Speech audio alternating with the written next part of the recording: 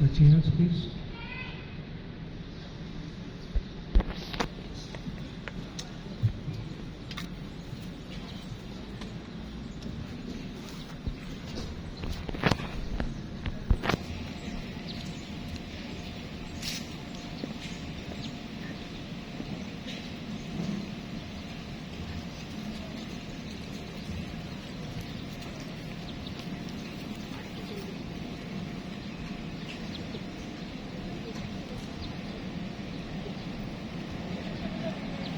Good afternoon.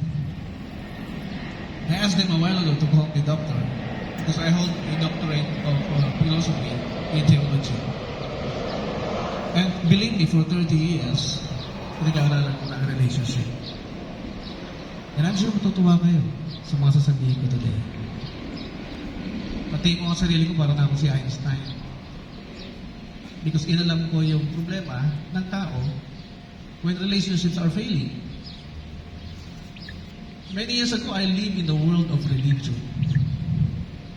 Many years ago, I lived in the world of Christianity. Until I realized, bakit ang daming judgmental dito? So when I started living in the world of law, doon ko mas lalo naintindihan. At hindi lang law, divine law. I studied divine law.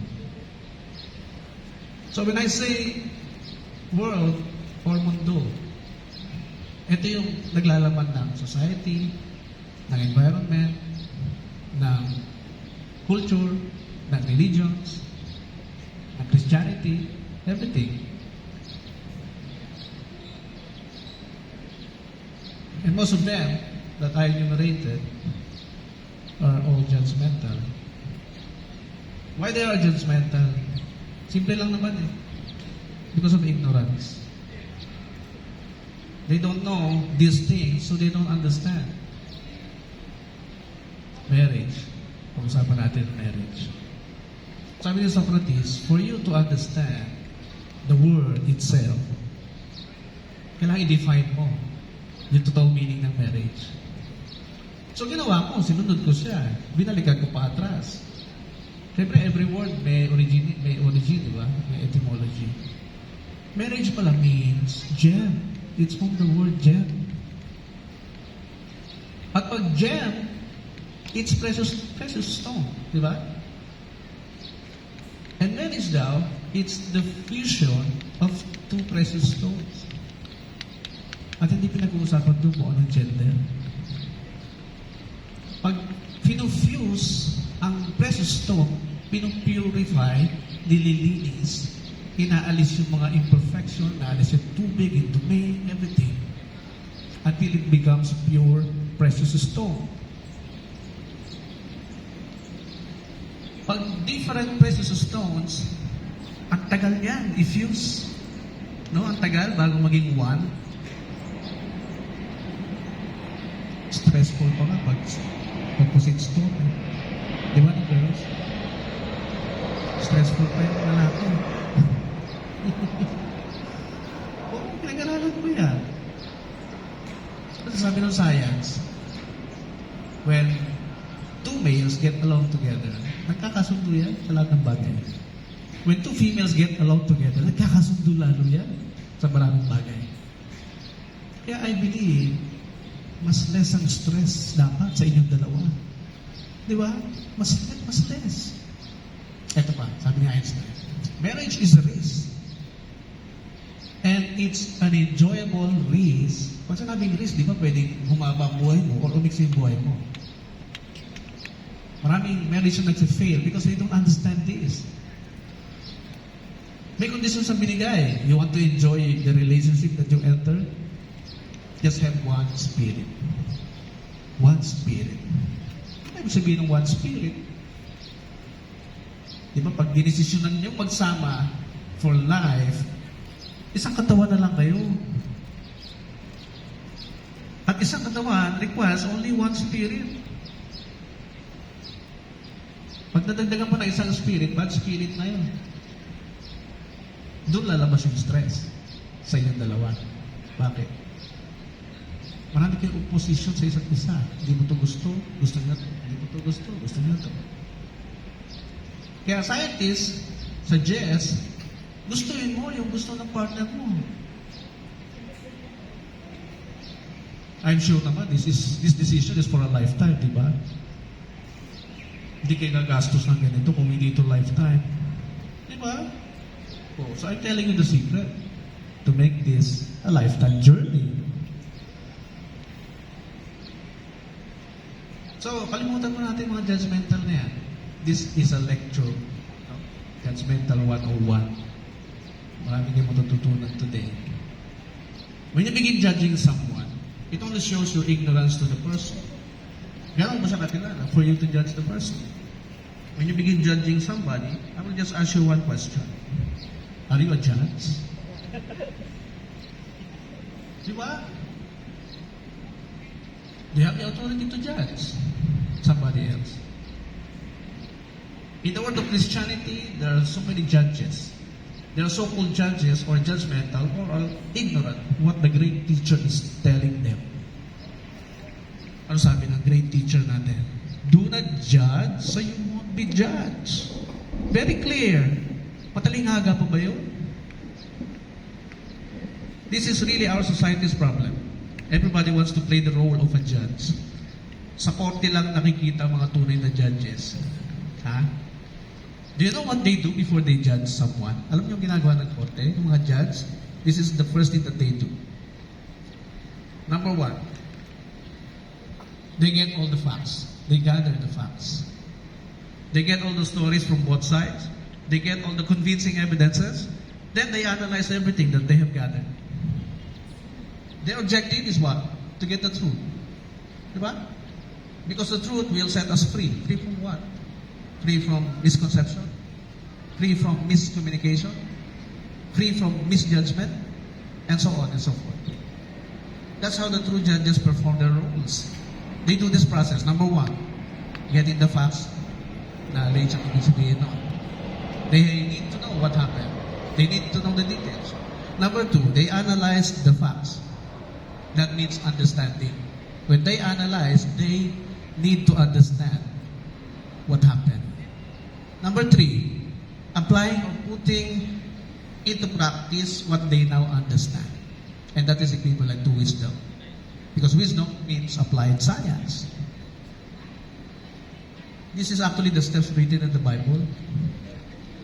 In Proverbs 24, verse 3 to 4.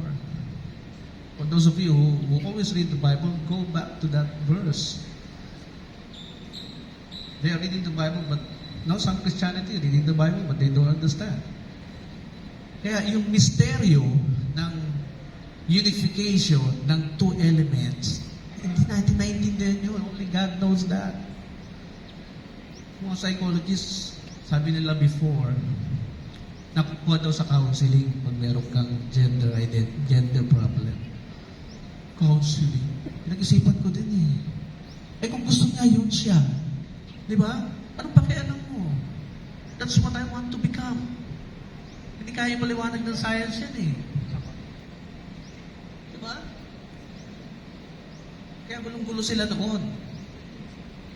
Nag-adjust sila. Ang Pilipinas, gulong-gulo pa rin. Hindi pa nag-a-adjust. Hindi pa naiintindihan yung relationship. Theory ni Albert Einstein, the theory of relativity, dependency to one another to function well. We need someone. We need somebody so we can function well in the society. Kaya magbibigay ako sa inyo ng 3 tip para mag-function well ang inyong relationship.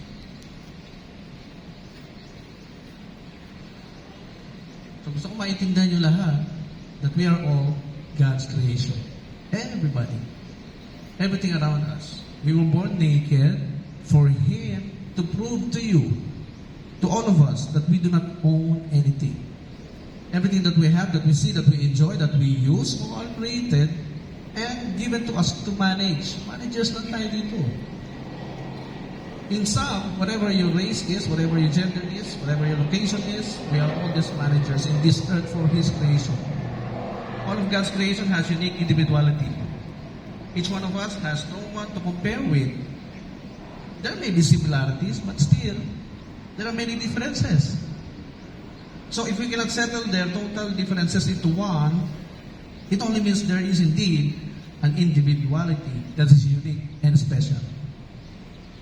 You now come together to be united as one, and I'm very sure you want your relationship to last a lifetime. This is the desire of the hearts of every human being. To be happy, to live a stress-free life, to enjoy life to the fullest, and I'm sure you saw all these positive things to each other. That's why you're here today, to tell us, to announce to the entire world that you love each other, that you want to grow old together. But not everybody, not all of them, di ba? Entering into a relationship seems to enjoy these expectations. Bakit kaya? I studied it well for decades and I discovered the reason why. Relationship fails because of the lack of priority. Kaya natuwa ako na sinabi ko sa'yo kanina, no? You will be my priority. Their lives are not governed by priority. When you say priority, this is on top of your mind, over anything else. Priority is what you want to do first all the time. Priority is what organizes our daily life. Did you know that before God made the heavens and the earth, He puts law as His priority? That all scientists discovered to be natural law? Hindi invento ng tao, yung law na yun. We cannot argue or debate anymore with that law. Divine law. Natural law. And Wikipedia describes natural law as laws that are made or created by any human being, not even by the Congress or Senate. You're actually involving natural laws now in this union. Why? Because the laws of man does not recognize it yet. For now. So whenever you hear the words law in my remarks today, I refer it to natural law. Did you know that when you touch any of God's creations or products, took it home, and made it as your own, you are legally obligated under natural laws to provide what he needs or she needs for him to grow naturally? Did you also know that when you touch any of God's product, like the one beside you now, whatever the gender is, you are legally obligated now to provide his or her needs for him to grow naturally. Now that you are declaring your love in public, the stakes are increasingly high, the legal obligations are getting heavier to provide or supply one another's needs. Why? Because all of us are expecting you to keep that verbal promises you just made before us today. The heavens are listening and taking down notes of what you're saying now. That's why we have these sayings, not be careful with what you wish for. Why? Because it happens. Why? Because nature is really listening. And when you don't comply with what you said or promised, nature also acts accordingly, even without the need for due process. We automatically get what we deserve when we fulfill or break the promises we utter, the promises we verbalize publicly. So in order for you to fulfill the expectations that we all have, to both of you now, I will give you 3 things to prioritize in your relationship. Number 1, remember that when we say natural law, it is not subject to our stipulations. It's not subject to our conditions or terms before we follow. Our legal obligation is only 2 words to comply. The top 3 priorities that you need to know, understand, and apply. Number 1, oneness. Oneness. Be one. Stay as one permanently for life. Betrayal has no place in any relationship. Wala na dapat itago sa isa't isa. Ilatag mo lahat ng past, present, and future mo. This is my past, my present, and my future. Alam niyo, sa tagal na namin involved sa kasalan, dami nagpapakasal na past and present lang yung alam, walang future. Kaya yung marriage, walang pinatutukuhan, ikot-ikot lang ang buhay. Then after 5 years, magtataka na, saan mapupunta ang marriage natin? Kung wala naman pinupuntahan. Until maramdaman ng isa, na ginagamit na lang siya. Diba? Maintain faithfulness 24/7. The institution that you just created now is also a family. Focus all your energies, your resources, your time, and all your attention to the institution you both created.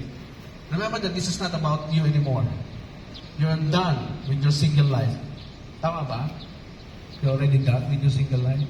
Tapos na, di ba? You have grown already as an adult. Nobody forced you to make this decision. Now that you made a decision to live with another human being for a lifetime, your expectation now is not just to continue growing, but to glow.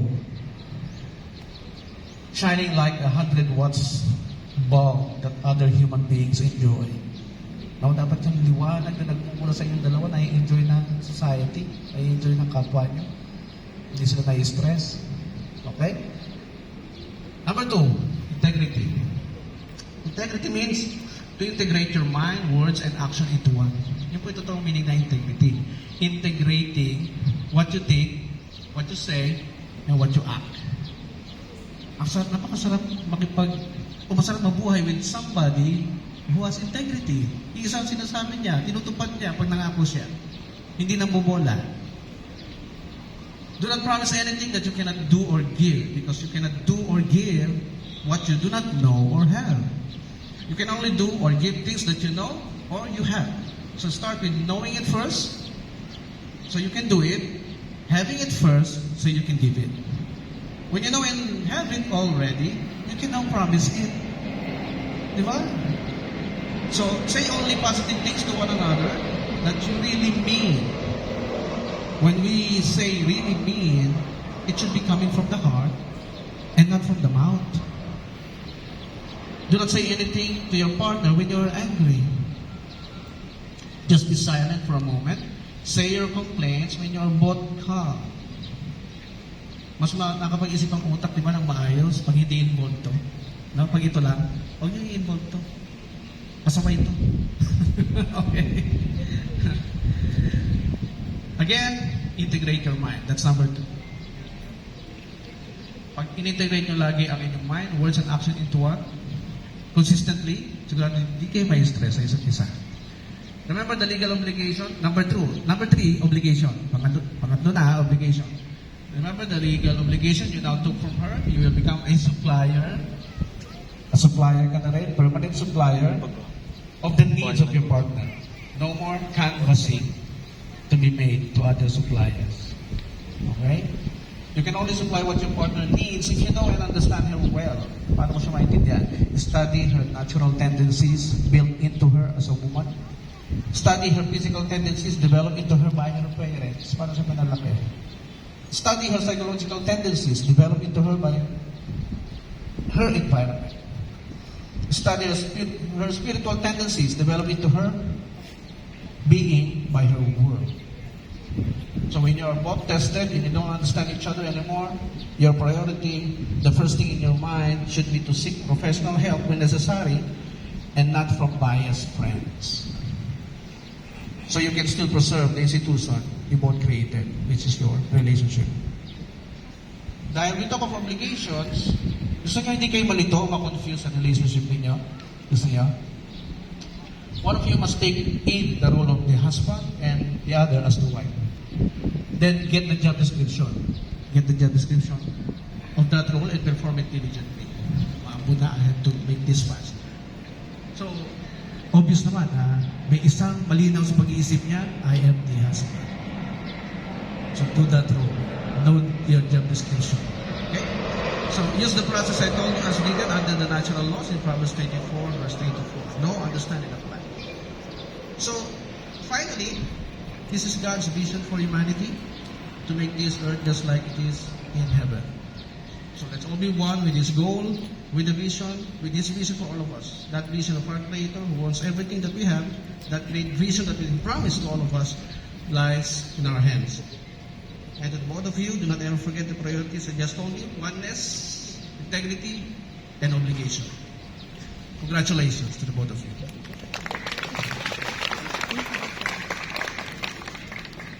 So please stand up for the formal blessing.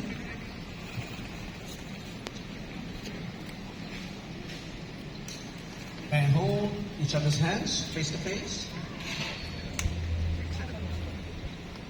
Wine and Jovi. These are the hands of your best friend. Young and strong and vibrant with love. Can I have some music? Young and strong and vibrant with love that is holding yours on your wedding day as she promises to love you as all the days of his life. These are the hands that will work alongside yours as together you build your future, as you laugh and cry, as you share your innermost secrets and dreams. These are the hands that will work long hours for you and your new family. These are the hands that will passionately love you and cherish you through the years for a lifetime of happiness. These are the hands that will countless times wipe the tears from your eyes, tears of sorrow and tears of joy. These are the hands that will hold you tight as you struggle through difficult times. And these are the hands that will comfort you when you are sick or console you when you are grieving. Prayer for both of them. Almighty God, please bless these hands that you see before today. May they always be held by one another. Give them the strength to hold on during the storms of stress and the dark of disillusionment. Keep them tender and gentle as they nurture each other with their wondrous love. Help these hands to continue building a relationship, rich and caring, and devoted in reaching for your perfection. May wine and joy see their forehands as healer, protector, shelter, and guide. Amen. And now, by the power vested in me, by the divine law, I now pronounce you husband and wife.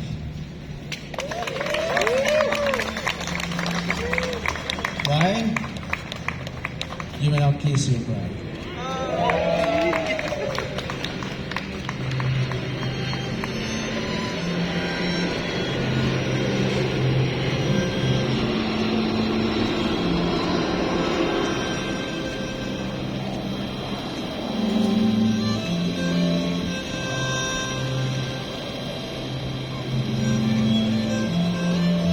Ready ng camera? Okay. Go. Enjoy the moment.